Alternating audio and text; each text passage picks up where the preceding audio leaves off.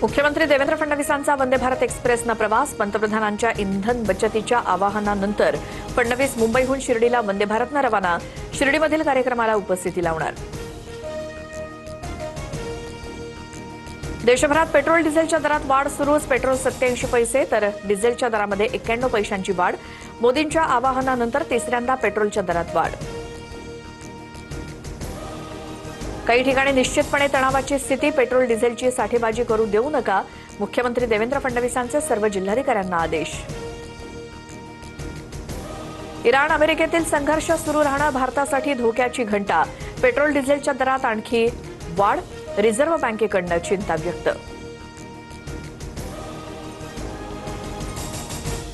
बुलढाण्यात पेट्रोल डिझेलसाठी वाद. पंपावरच्या कर्मचाऱ्यांवरती कोयता आणि तलवारीनं हल्ला. चौघांवरती गुन्हा दाखल तर शेगावात मारहाणीची घटना.